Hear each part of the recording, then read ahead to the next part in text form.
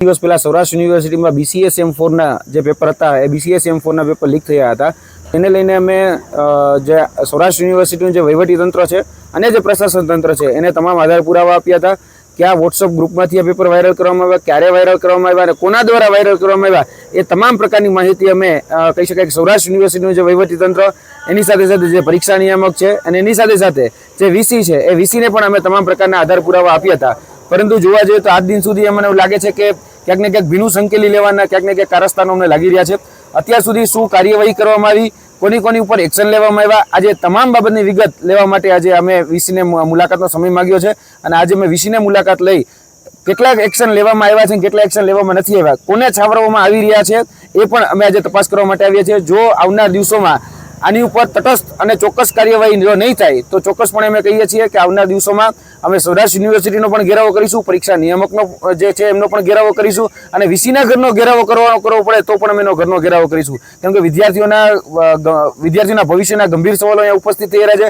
અવારનવાર છાસવારે વિદ્યાર્થીઓના જે પરીક્ષાના પ્રશ્નપત્રો છે સૌરાષ્ટ્ર યુનિવર્સિટીના એ ફૂટી રહ્યા છે અને આના કારણે વિદ્યાર્થીઓને ભોગવવાનો વારો આવી રહ્યો છે. જી ખાસ તો તમે મેસેજ છે એમાં એવું લખવામાં આવ્યું છે અને યુનિવર્સિટીમાં ઉઘરાણી કરવાની કઈ રીતે ઉઘરાણી? ખાસ કરીને આજથી 20 દિવસ પહેલાં અમે સૌરાષ્ટ્ર યુનિવર્સિટીમાં જે તે જગ્યાએ પેપરો લીક થયા BCA સેમ 4 ના, તો તેમાં તમામ આધાર પુરાવા અમે આપેલા હતા.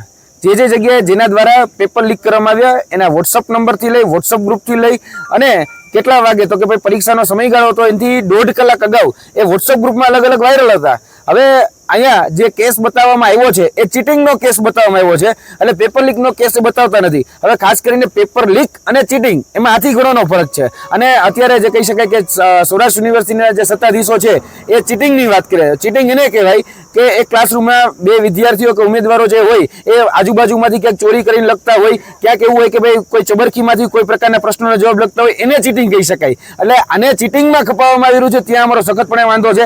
એટલે અમે કહીએ છીએ કે જો આની ઉપર કડક એક્શન લેવામાં નહીં આવે, આજે અમે ઉઘરાણી કરવા એટલા માટે જ આવ્યા છીએ કે અમે તમામ પ્રકારના આધાર પુરાવા આપીએ છીએ, છતાં પણ કોઈને ને કોઈને બચાવવા માટે આ લોકો જે છે એ આવા કાવાદાઓ રચી રહ્યા છે. એટલે આજે અમે VCને મળવાના છે અને VC પાસે અમે ઉઘરાણી કરવાના છીએ.